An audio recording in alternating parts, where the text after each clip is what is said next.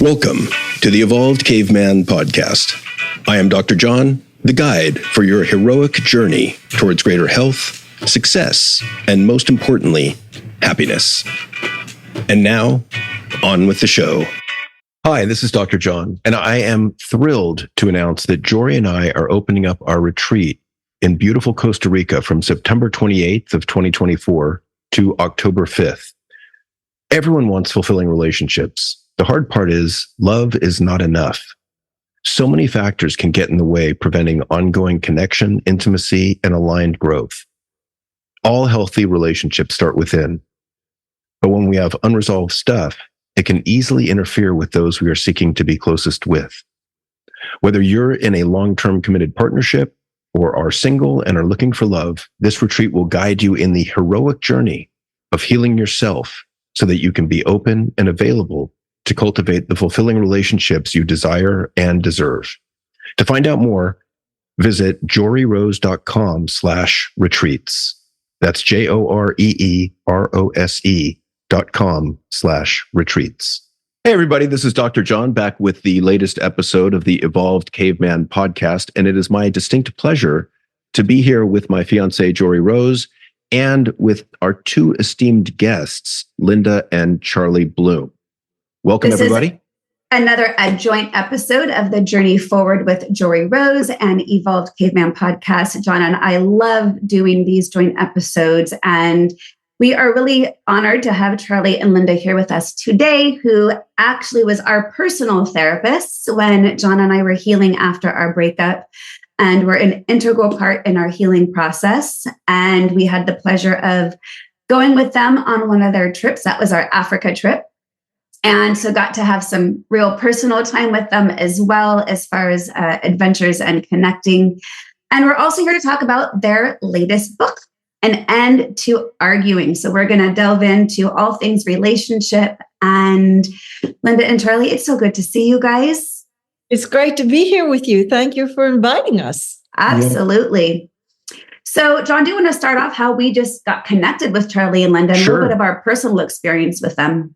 So I was really grateful for a powerful referral from Dr. Jim Bramson, who said, you know, if you want to do it right, go see Linda and Charlie. They're in Santa Cruz. You can do a 1 day or 2 day intensive. I was like, that sounds perfect. They have great experience. They have a lot of wisdom. And we came and saw them for, was it 2 6-hour days back to back? And that was challenging, to say the least. Like, it was exhausting, it was emotional, and it was really helpful.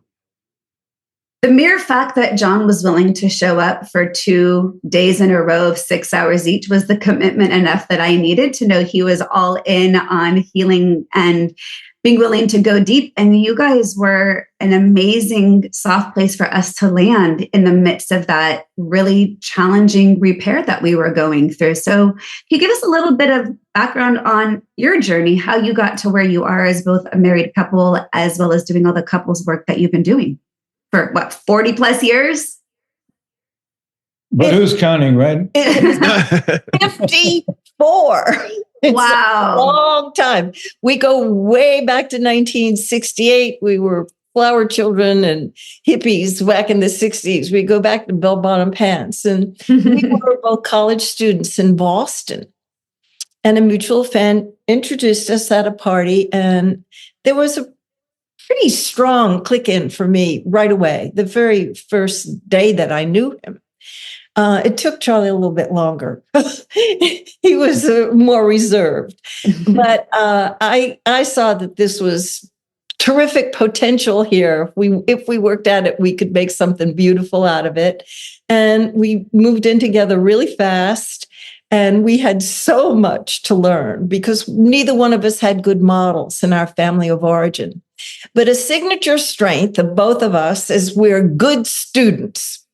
And so we have committed ourselves to personal growth and lifelong learning and finding the best books to read, personal growth development books, the best workshop leaders, the best therapists, and the best spiritual teachers.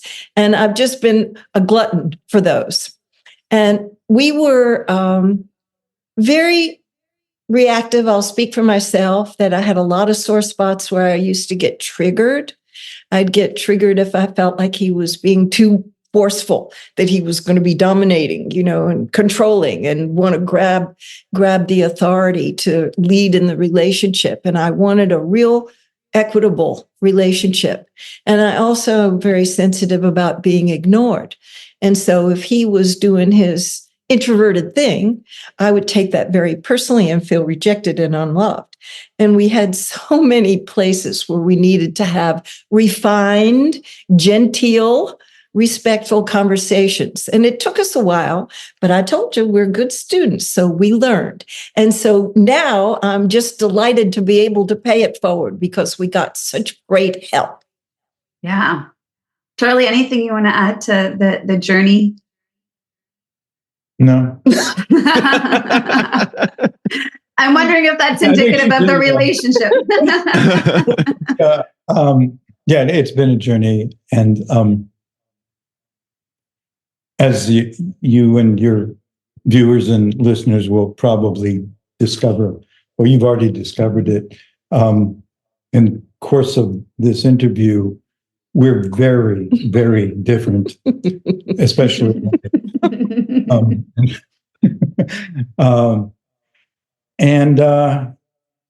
Yeah, it's been a challenge at times, and one of the things that I think I take most gratification in is how we've come through, not only survived the challenges that are not unique to us. I mean, they're common to most relationships, but we definitely had more than our share. Mm-hmm. And like Linda suggested, one of the things that we brought into the relationship was an intention to learn from our experiences. Boy, there's a lot of learning that we went through. And some of the lessons, as I know you guys and most of your viewers know, were not easy. Sometimes it seems like the most challenging, difficult experiences that we have hold the greatest value. Right. And, one of the things that we learned was that if we can just approach these breakdowns as having the potential for breakthroughs rather than breakups, we can get through this. We can get through this moment. We can get through this interaction. We can get through this hard time. And what it's going to require is the willingness to really look at ourselves rather than reinforce the predisposition that most of us have to hold the other person responsible for our experience, to hold them responsible for making me upset, for hurting my feelings, for making me angry, but also holding myself responsible for having the authority and the power to transform this situation into a new possibility. So self-responsibility has been a key factor in our work. And, we've slipped up on that from time to time, but we always manage to kind of get back on the horse again after we get thrown. And I think that's one of the things that's enabled us to make it this far as well as we have. I really appreciate something you both said, which is kind of this growth mindset around relationship skills, this intention to learn, the value on lifelong learning. I can't overstate the importance of that. I remember I was doing an interview in San Francisco. And when I finished up, there was a young lady that approached me and said, "Can I ask you a question?" I was like, "Yeah." She said, "Well, I'm starting to get back into dating after breaking up with my boyfriend. Do you have any advice on what to look for?" Mm-hmm. And I thought about it and I was like, "Yeah, I do." I said, "I think what I would look for, the most important thing, is a growth mindset around relationship skills. Someone that's willing and able to grow with you throughout the relationship. Because if you have that, there's almost nothing you can't deal with." Exactly. Yeah. But so many of us are afraid of growth and resistant to it. And, we're kind of that mindset of love me as I am, love me or leave me. And I think your point of, self-responsibility, but also not blaming the other for your experience is incredibly wise. Yeah, I'd love to jump onto that. I think that piece of the self-reflection is often where we see couples getting really stuck. It's always that externalization of blame, defensive listening rather than non-defensive listening, projections. And John and I actually have just started launching a year-long masterclass series on relationships based on frameworks that we have really come to see as truths in how to get to this point of healing and reconnection and deepening connection, not even after a disagreement or argument or just in need of repair, but just to deepen. And it's that constant interplay of self and other.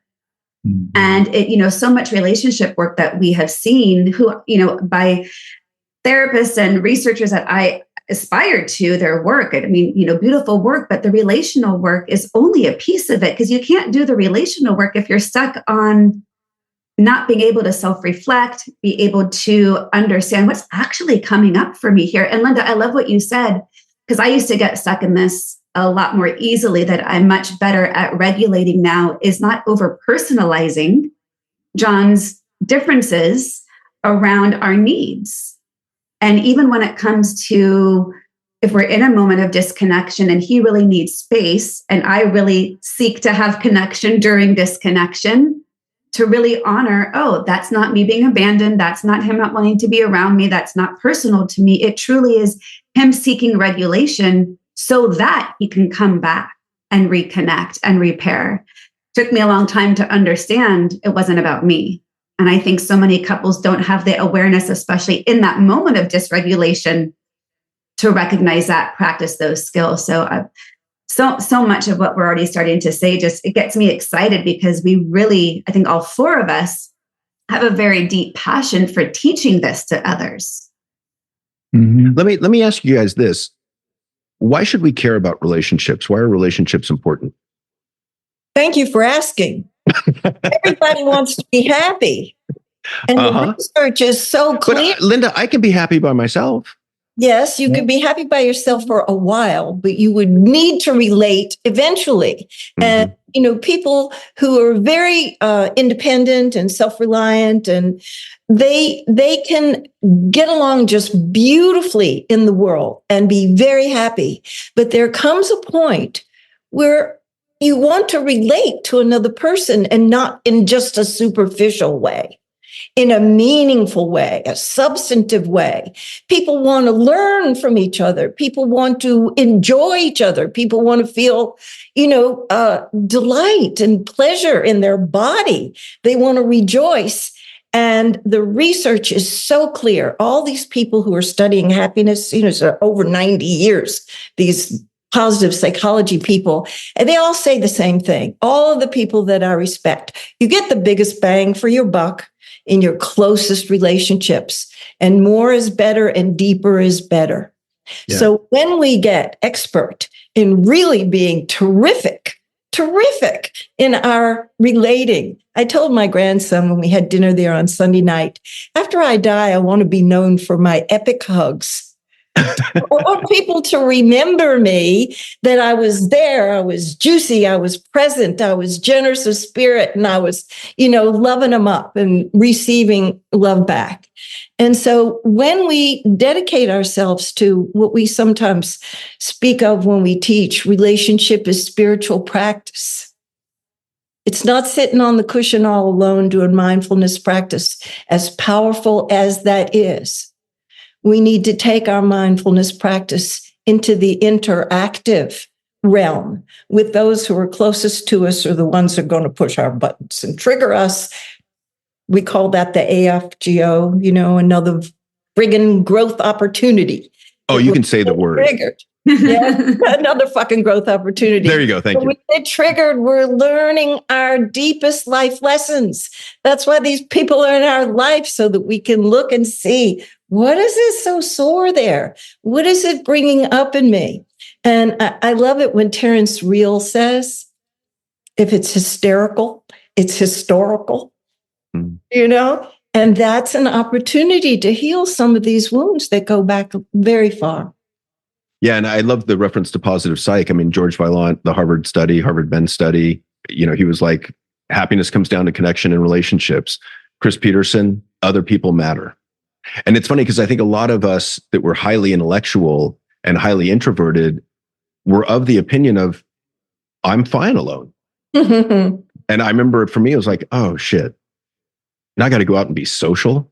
Mm-hmm. Yeah. Well, and even if you're an introvert, when you're with the right person, being alone together is still very fulfilling. And I remember for you, John, that was a turning point for your own awareness in our relationship. Was it didn't feel like a drain to be together. It actually filled you up, even if you were doing your own thing. And so that was a big awareness for you of like, wait, I can be connected and still autonomous or independent in my activity, but be in a shared space that was connected. Well, I think there's the other end of the spectrum where you can be in a relationship and still be lonely in the relationship, which I think is like its own special form of hell. Oh, it's a horrific purgatory to be in a relationship in which you are really lonely. I've often joked, I just was talking about this another day with a client, that I kind of wanted to start a Hallmark line of cards for people who are still in relationship, but really feel nothing, but still have an obligatory card to have to give at a birthday or anniversary, because that's a really painful disconnect when no words match. And yet, what do I do? It's this holiday or birthday and, this loneliness. And I think there's a lot more of that than we really realize. So what do you think is the breakdown for people? Is it a fear of self-awareness, a fear of learning the tools, a fear of intimacy? What do you think really prevents people from getting out of that cycle that we see so many people actually in when they're not happy, they're not connected, they're not growing?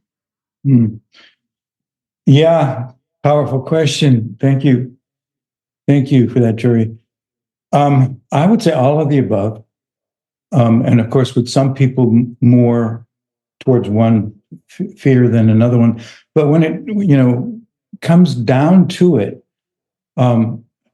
there is hardwired into us an aversion to pain, whether that's emotional pain, physical pain.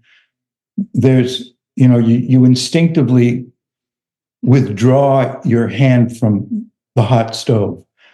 You instinctively shut down emotionally when something is activated within you that feels uncomfortable, that's difficult to accept, that conflicts with your self-image.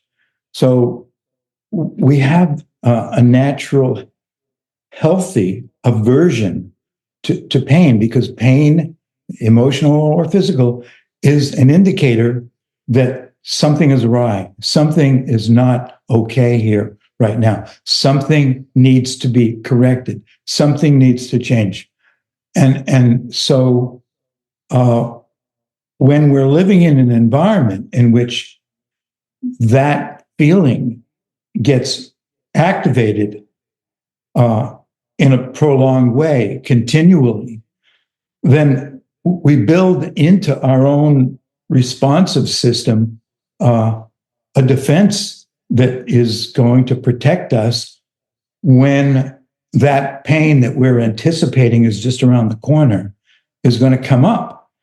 And whatever defense mechanism we've created for ourselves, whether it's to counterattack, whether it's to withdraw, whether it's to rationalize, whether it's to justify, whatever it is, that's going to kick in. And we don't decide to do that. We've already integrated that reactive pattern, that protective pattern. And so that's going to happen. That's a given.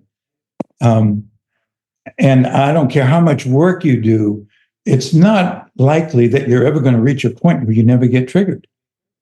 Damn it, Charlie, really? I know. Don't you hate that?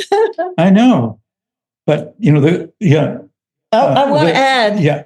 Okay. I want to just add to what Charlie's saying, and I'm totally with him about the aversion to pain that's built in, it's hardwired.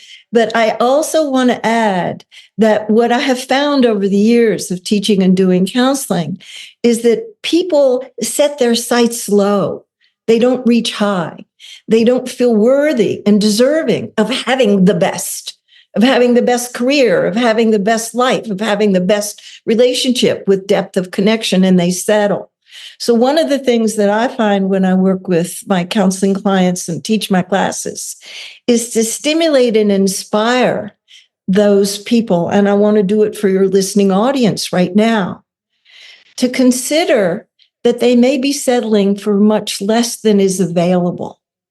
And if they need to get a support group, a women's group, a men's group, a couples group, go to workshops, find a therapist who will really see them and mirror back their wonderfulness and their signature strengths to them, do what you can, because when you see what is available and possible to you personally, this pain that stops people, you're willing to pay some prices to get it. Yeah. Thank you for that, Linda.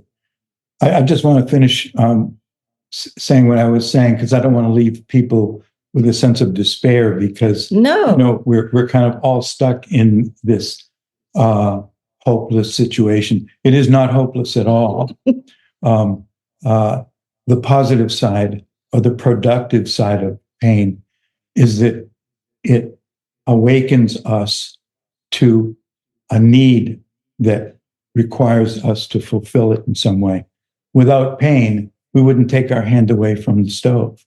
Without pain, we would continue to subject ourselves to experiences that are not productive for us. Mm-hmm.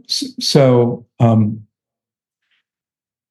when the inevitable happens and we do get triggered, there's two ways that we can respond to that. We can respond from our automaticity, our automatic reactive pattern, and reaction is when those old feelings get triggered, as opposed to responsive, which is a more responsible way to respond to the other person. And what that, the difference there is that when I'm reacting, I'm on automatic. And the way I can tell I'm on automatic is because we're back in the cycle again. We're back in it. And if I have some degree of awareness, I'm conscious of how this isn't working. This is really not helping things. And to remember, I do have a choice. And it's always the same choice. I can either keep reacting, defending myself, keep trying to control or influence the other person, or I can just self-reflect. I can check in. What am I experiencing? What's going on right now? What are my concerns? What's my fear? And then, and this is the challenging part. I mean, it's challenging to self-reflect, but it's also really challenging to do this next step, which is I can reveal rather than conceal to my other partner, here's what's going on for me. I can get, I'll use the V word, vulnerable. And it's the failure to be willing to get vulnerable that I think is what keeps all of those repetitive cycles alive in people's relationships. Ultimately, what the resistance is, what the fear is, it's the fear of getting vulnerable. Why? Well, look at the word. What the word literally means is to be exposed to danger or threat. In other words, you're taking off your defenses. You're disarming yourself of your normal defenses that you use when you feel threatened, and you're exposing your tender underbelly to them. Mm-hmm. And that is the challenge of relationships. And that's moment many people, I was going to say, that's the moment many people want to run. Absolutely. Because it's so fucking scary. There's a fear of rejection. There's this idea of that emotional backdraft from self-compassion work of, if I start to dip my toe in this water of emotion, what if I drown? Where will it stop? That's a really easier said than done practice. Oh, way easier said than done. Yeah. Absolutely. Let me ask you this, Charlie and Linda. How do you persuade people that vulnerability is a skill that they should practice in their relationship? Because to me, it's been a very hard sell. Yeah. Well, go ahead. I would say that my own personal sharing about how far I've come to become courageous enough and brave enough to show my underbelly, to be able to risk bringing how much fear and anxiety has run me a lot of my life. And it was a peak experience in my life. Early in our relationship, I wanted to really have an honest relationship with Charlie. And I told him, I wake up very, very frightened every morning, facing the challenges that I've taken on, because I'm not going to let them stop me, but I take on a lot and they scare me.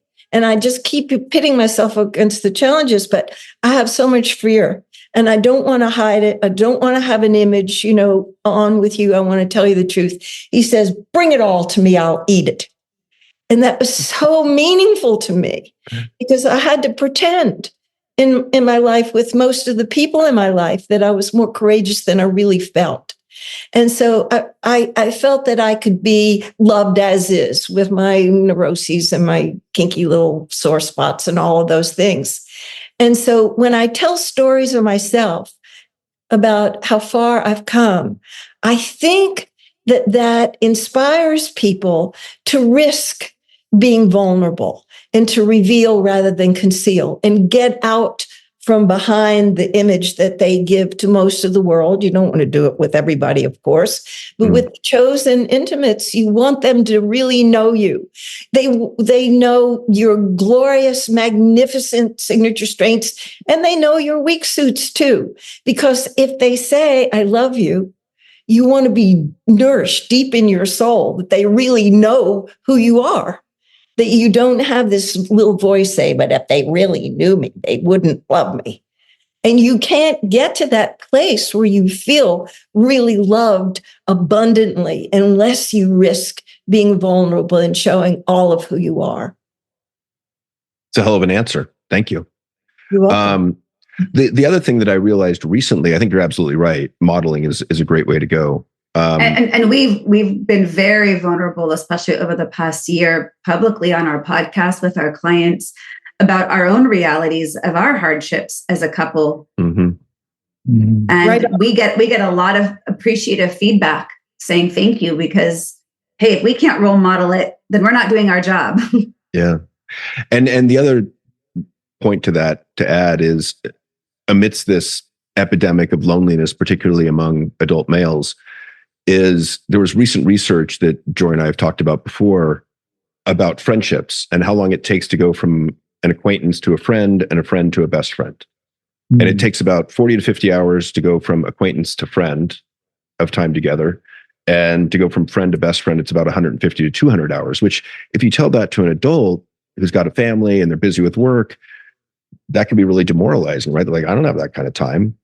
And then the caveat to that is they found a loophole in that. And the loophole is vulnerability. Mm-hmm. And when you're vulnerable with people up front, it collapses that 200 hours to 45 minutes. Whoa, that's a big savings. Yeah.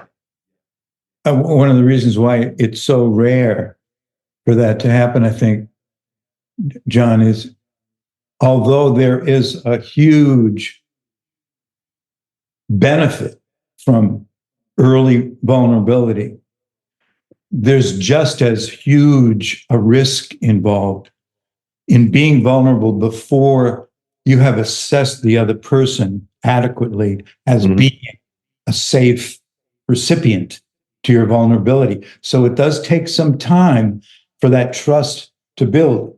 And somebody's got to go first. somebody has got to be the first one to get real, to get authentic, to get vulnerable. And in most relationships, we're both hoping that the other person will go first. Well, it's interesting. I've just been playing around with this idea, especially since my son died recently, and sharing that with people who are acquaintances. And some can deal with it magnificently, and some get uncomfortable by it. That's right. I get both, right? But I'm so appreciative for the people that deal well. It's like an instant connection.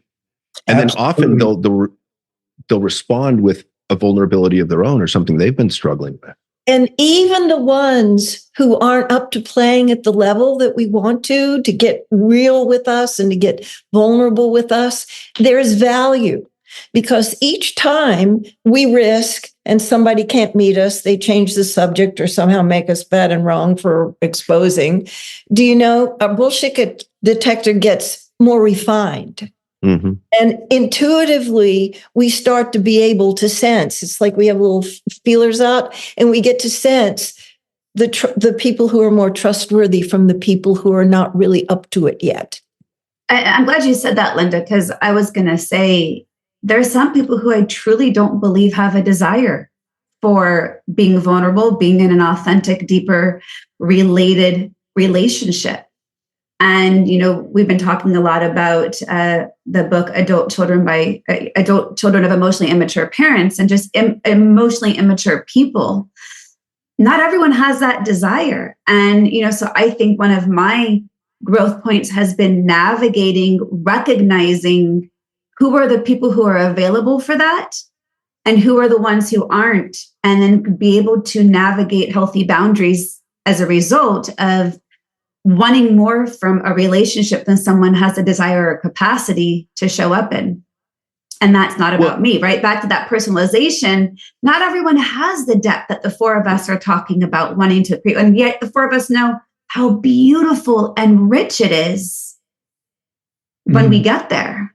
And I have to say, though, that my intuition has been wrong sometimes in who I can be vulnerable with and who I can't, or who doesn't receive it well.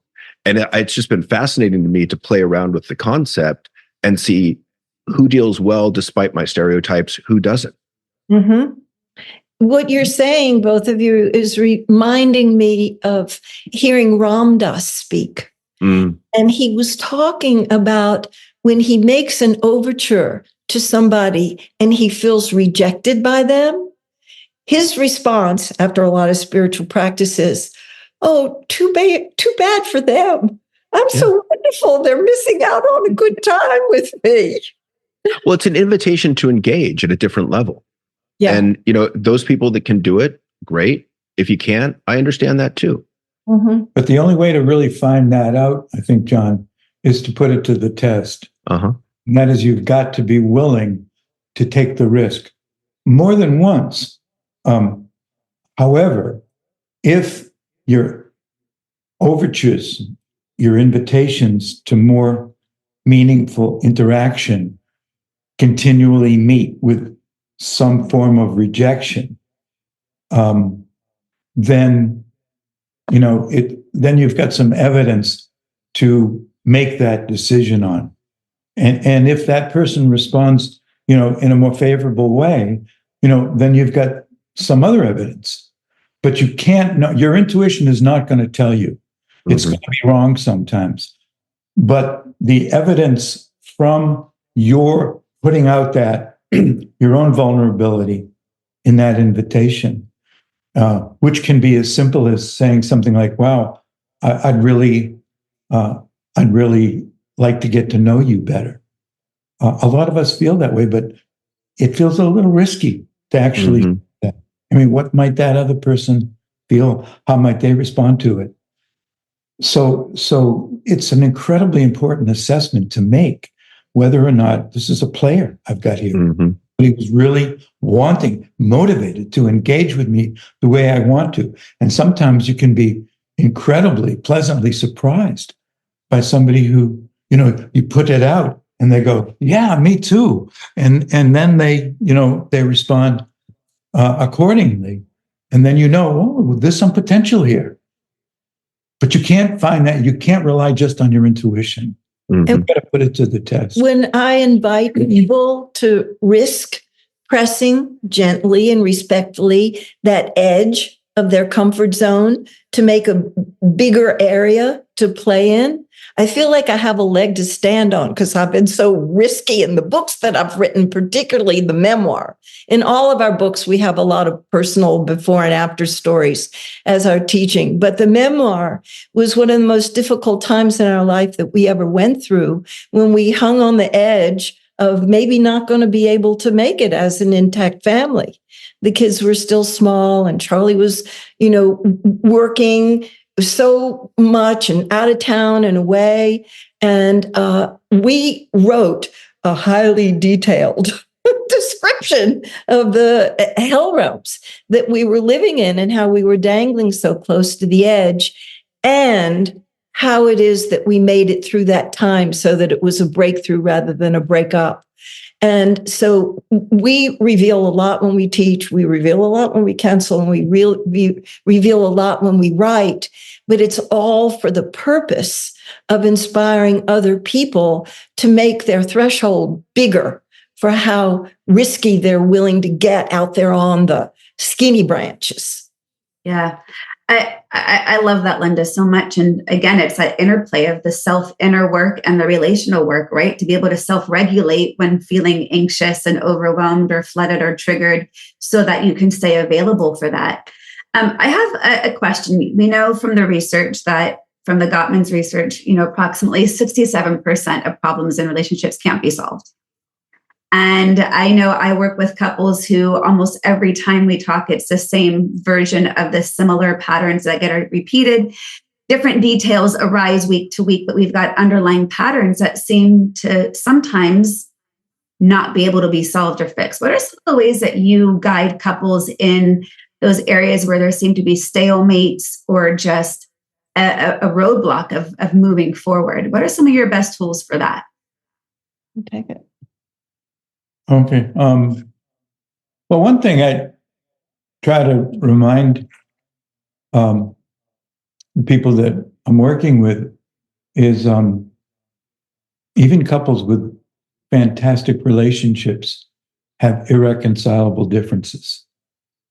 So, I mean, the whole notion of when we used to have to justify divorce, and irreconcilable differences was one of the justifications for it.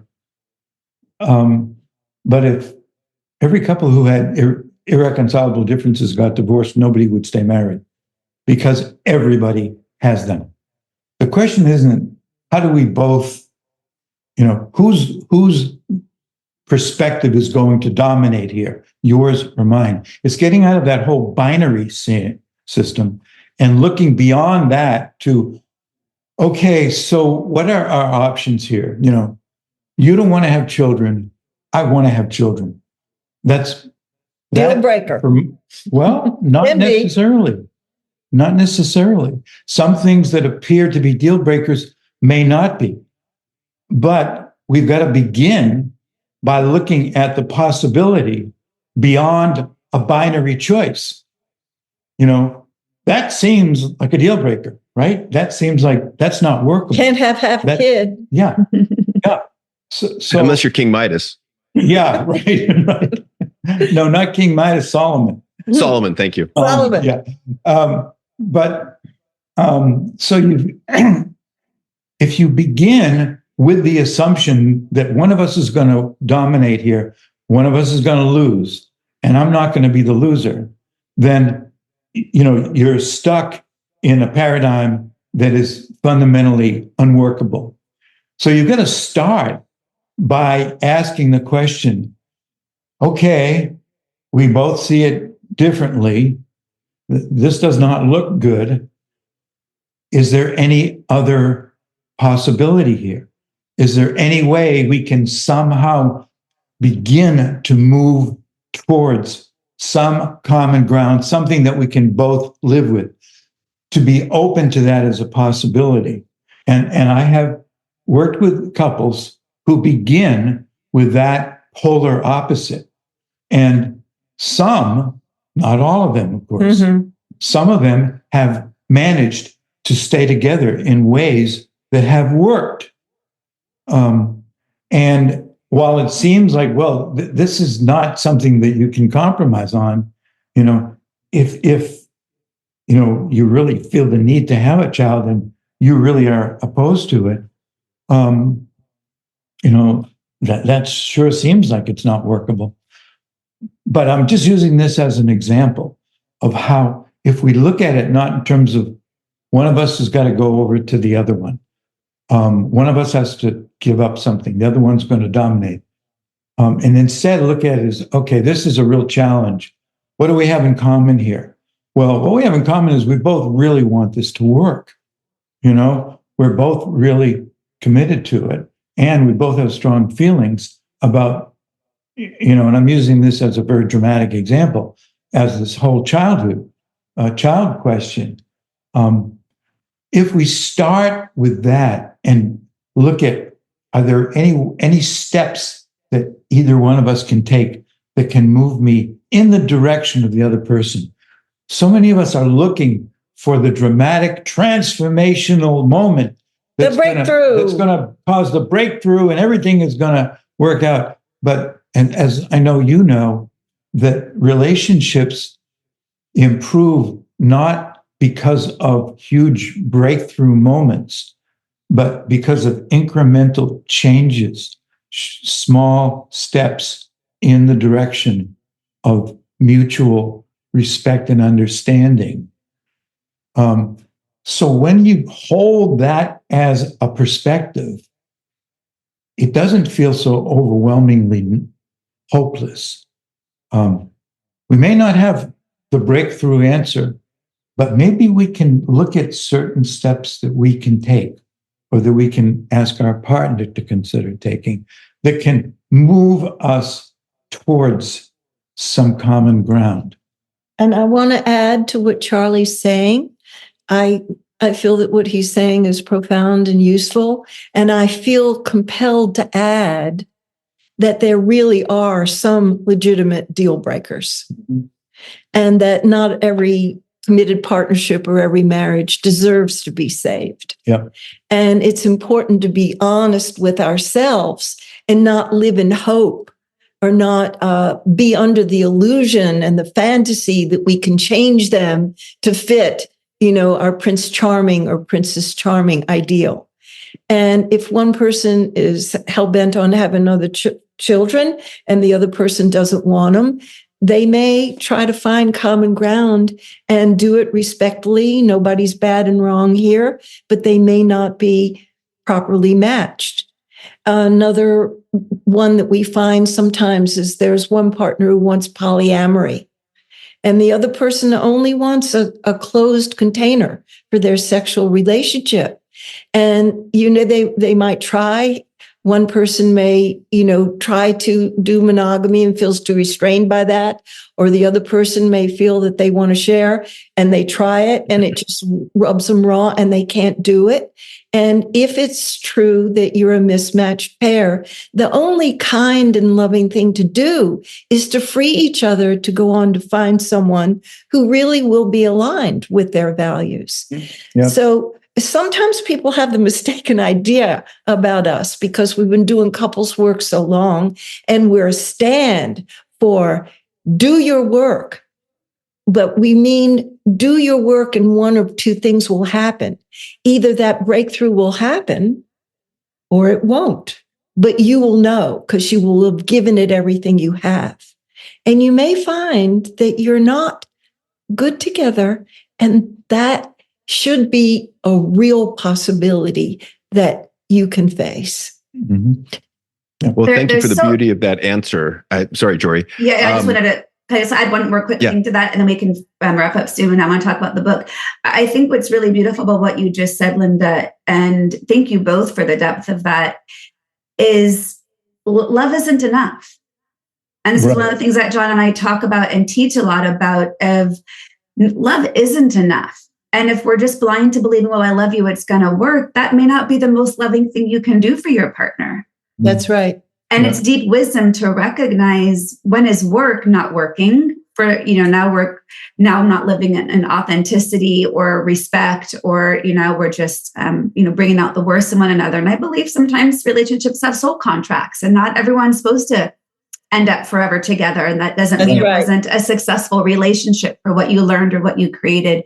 So I just want to name that piece, because I think for anyone who's listening who perhaps may be in that purgatory place of, do I stay or do I go? There's no wrong answer. And not everyone it's meant to always work out. And that doesn't mean it was a failure. I hate when people say, oh, that marriage failed. No, it didn't. You gave yourself the opportunity for a partnership, and not working out doesn't mean it failed. It meant it wasn't meant to last in this capacity. So I just wanted to give that last little caveat there for people who are listening. And, well, what do I do? It's like, well, give yourself some grace and compassion. And if you do the work on yourself, it'll benefit the next relationship too.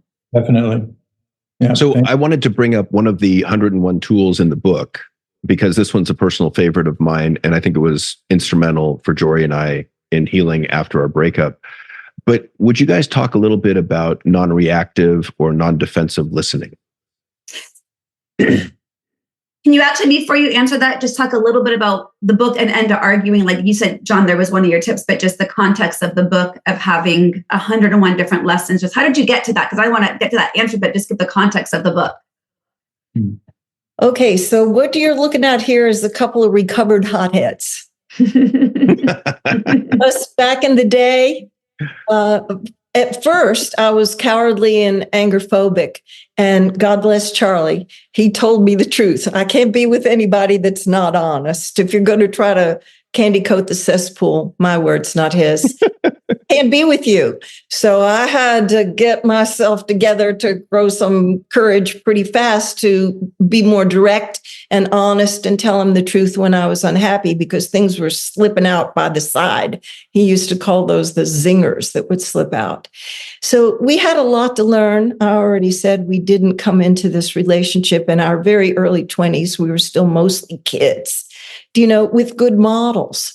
But we learned how to make our statements and talk about our own experience and take responsibility for our own experience and not blame and shame the other person.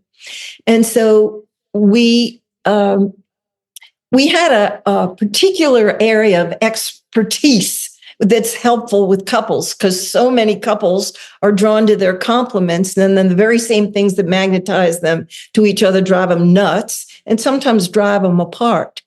And so we had learned so many different things that we figured we've helped a lot of students and clients. Let's write it down for the people who don't go to counseling or workshops. And we distilled it down to little tiny chapters, and people can just pick by their area of interest.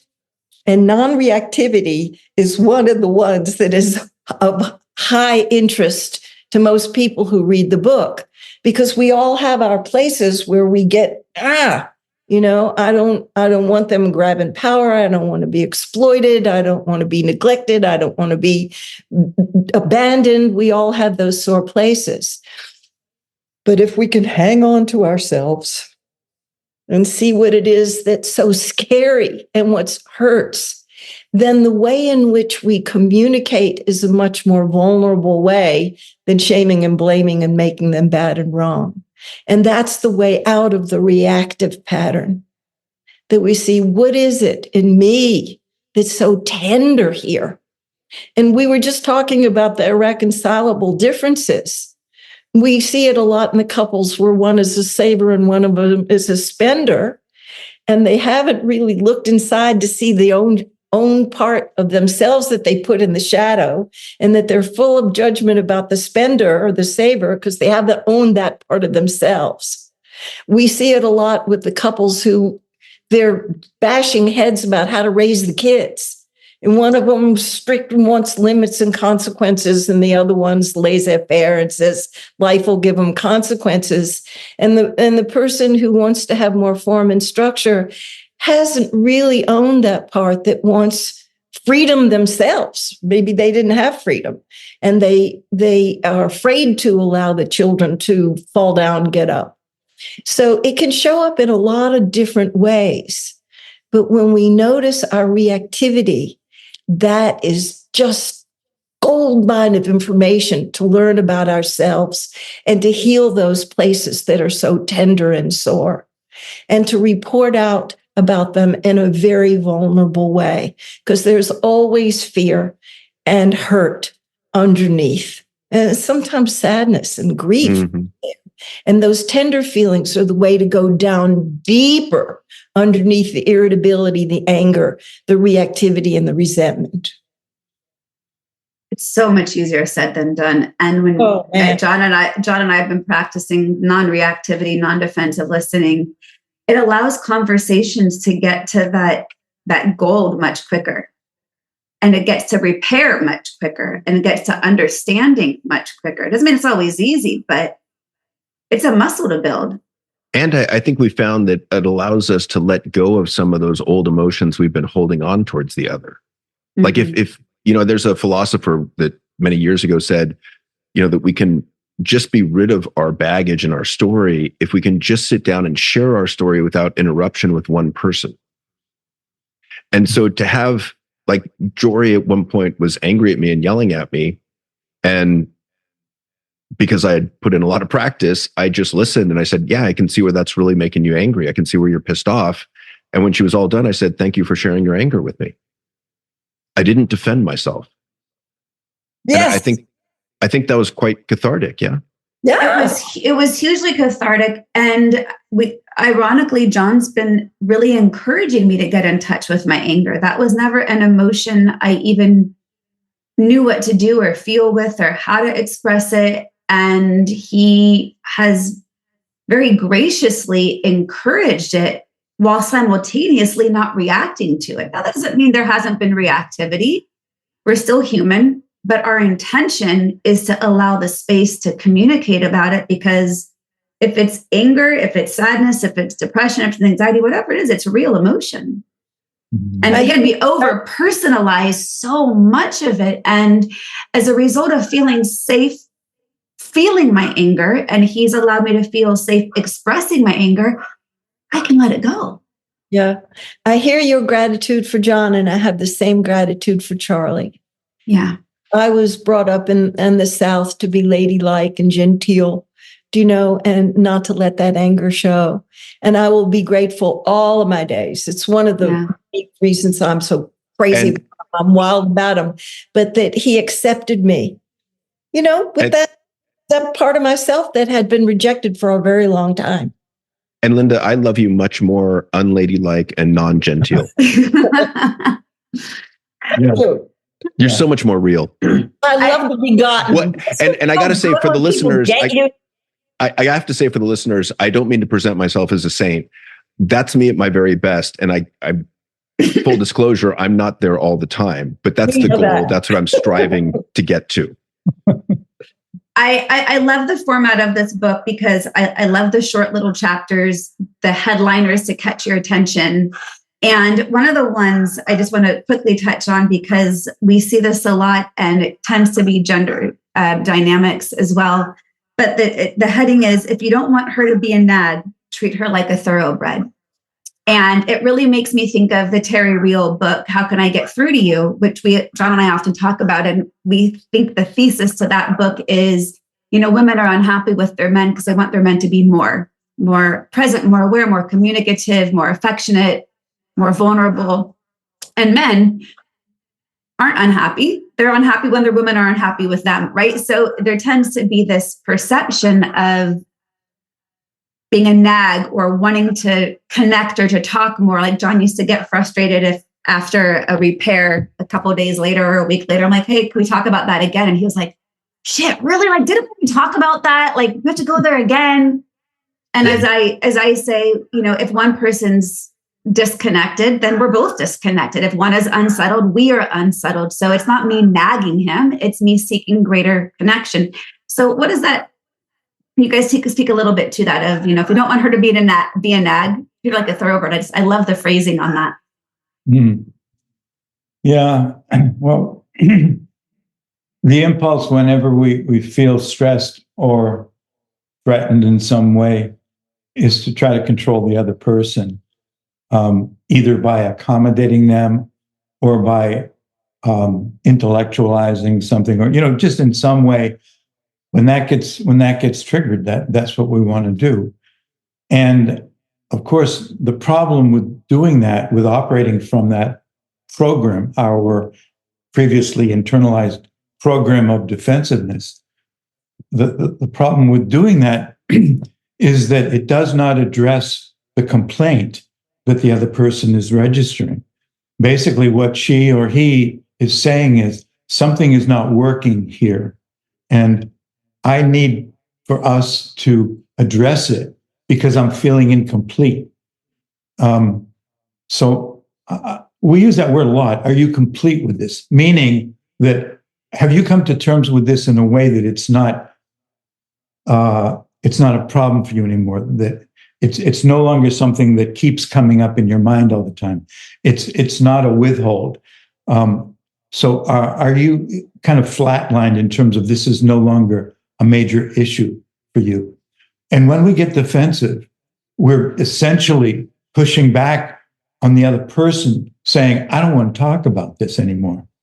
And they're saying, but I'm incomplete. They're not using those words, but that's what their message is. I'm incomplete. And if we don't, address this again, I don't care if we've already addressed it 20 times. There's still more that I need. And sometimes we do need to come back and return to the same subject because we get into deeper and deeper layers of it.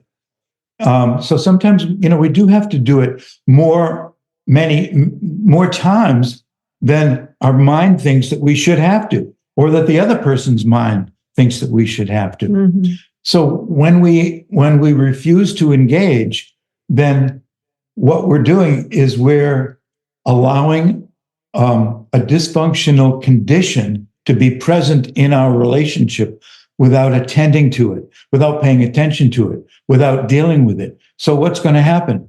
Well, nothing good is going to happen from that. It's going to just draw more at negativity. It's going to keep coming up. And whether we talk about it or just stuff our feelings down, it's going to show up in our relationship. It's going to show up in the level of trust and respect that we have for each other. So when people see this, when they see the link, the connection between their defensiveness and some of the difficulties that they're experiencing in the relationship, that it's not because of the other person, it's partly the other person, but we can't do anything about them. All we can do something about is ourselves. And when we see, I can connect the dots here, my defensiveness is always leading to the same thing. And her defensiveness is leading to the same thing. So there's no possibility of getting one of the titles in one of our chapters in the book that people are often asking about is don't use these 3 words. I don't know if you remember that one. But those 3 words are, you're being defensive. And when people use those words, they are giving the other person a great reason to be defensive, because they're basically accusing them of something that they see as the problem. You're the problem. And if you don't stop being so damn defensive, then we're not going to get any place. Well, it may be true that they're being defensive, but is there any way that they may have reason to feel defensive with you right now?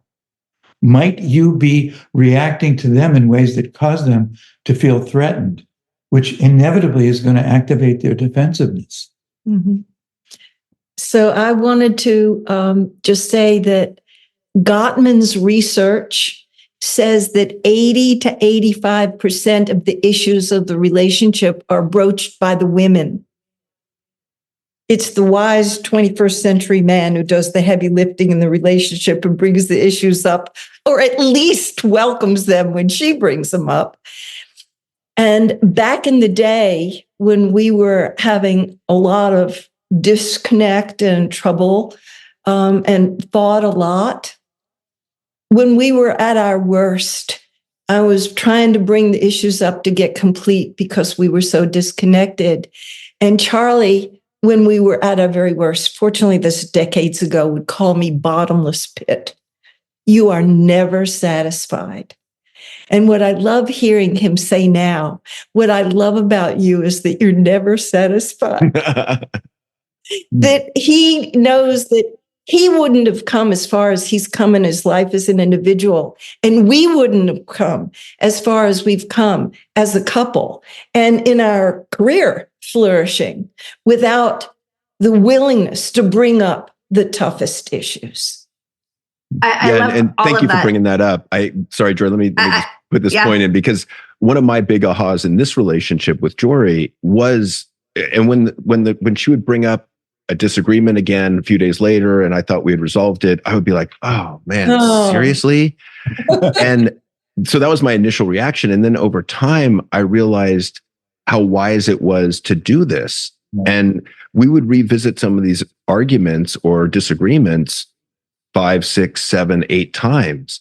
And I realized that the more we did this, the further I could get away from it, the better perspective I got on it, the more objective I could be, the more curious I could be, the further back in my past I could go with curiosity to look at what is it that's bringing this trigger up for me. Yeah. And then we would get to that point that you mentioned, Charlie, of completion. And we could tuck it away and put it to bed. Exactly. And I think it brings this image of an upward spiral, right? Where you're continually going over the same issues, but every time you do, you're getting better and better As opposed to dealing with it. Spiral going down the rabbit hole. Yeah. And there's subtle layers under the layers. And we really drill down there. It's gorgeous material to contact. And it can feel counterintuitive to revisit something when it seemingly is calm and you don't want to rock the boat or ruffle the feathers. So it is courageous to bring it back up if you're not complete. That's right. And people often are afraid, well, I don't want to bring it up again because things are going good right now. Yeah. And I often, when I do couples work, I'll start off each session and say, how was your week? And if they say, oh, we're doing good, I always ask, are you doing good because there were no triggers, or are you doing good because you responded differently to the triggers that arose? Right. Because if it's just good because there was no triggers, great. Like, life's easy when it's easy, but let's get to how are we responding differently, to your point earlier, Charlie, about responding versus reacting. And so, John, I really appreciate that you've recognized that my ongoing incompleteness ended up being a value for us. So thank you.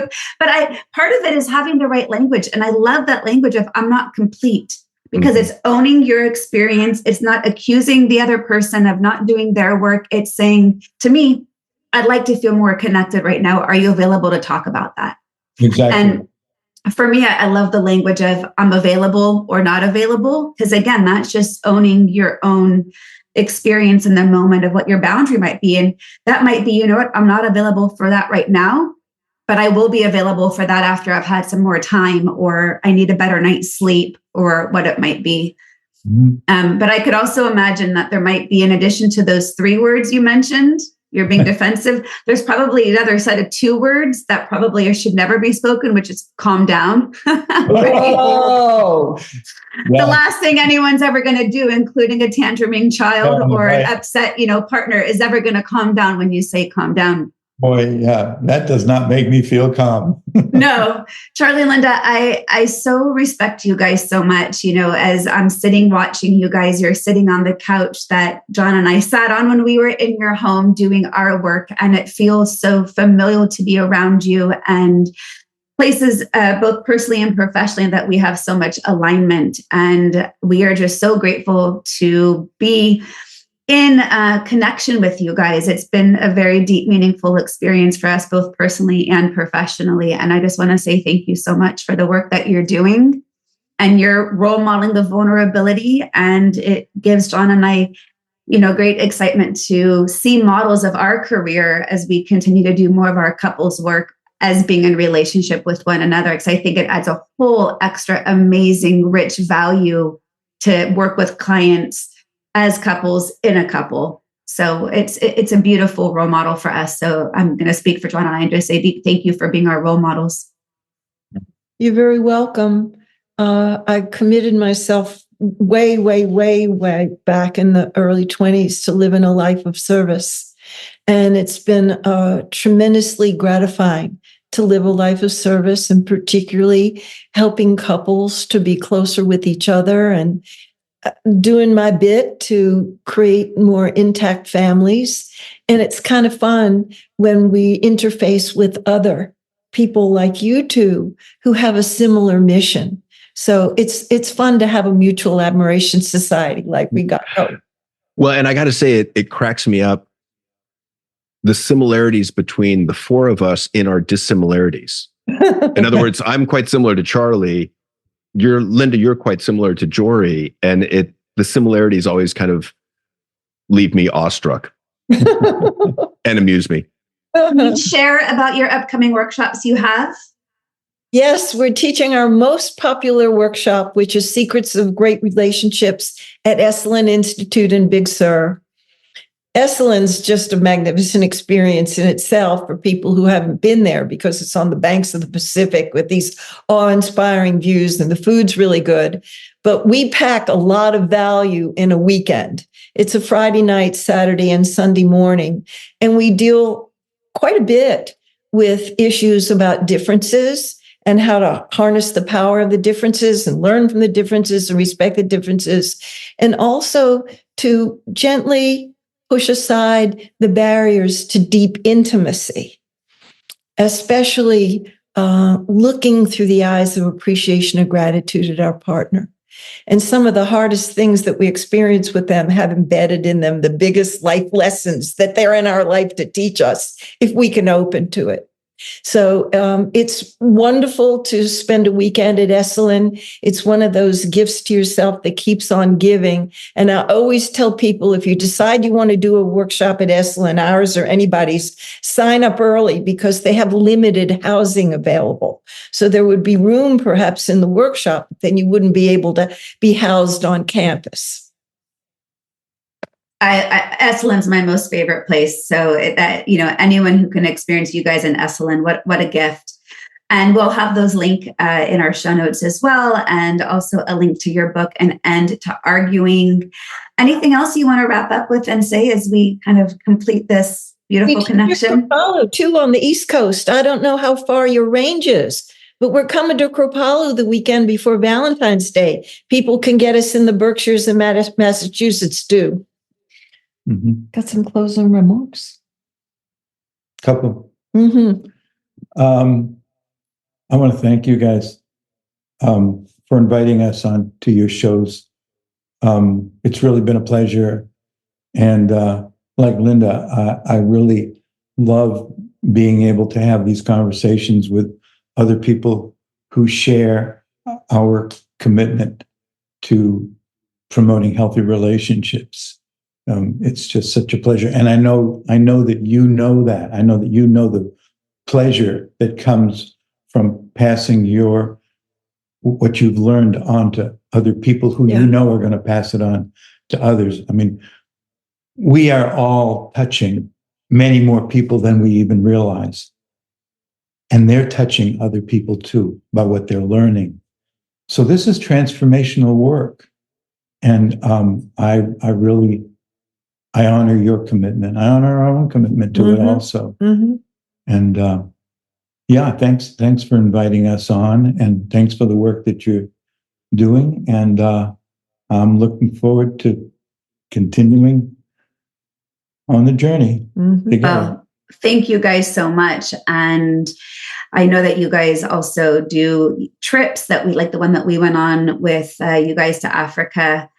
And so if you guys who are listening ever have an opportunity to join Charlie and Linda on one of their big trips, that's a gift as well.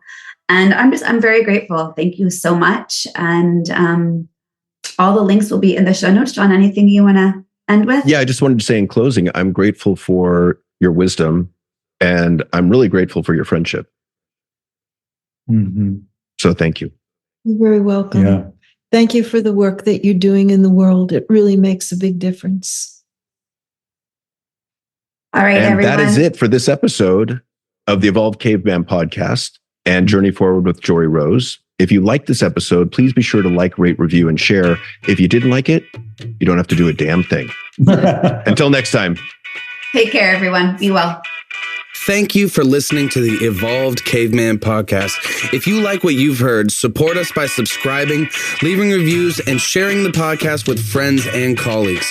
For the latest, most powerful tools to connect with like-minded men, join the Facebook group at The Evolved Caveman. Follow Dr. John on Instagram at The Evolved Caveman, all one word, or join the email list by visiting guidetoself.com.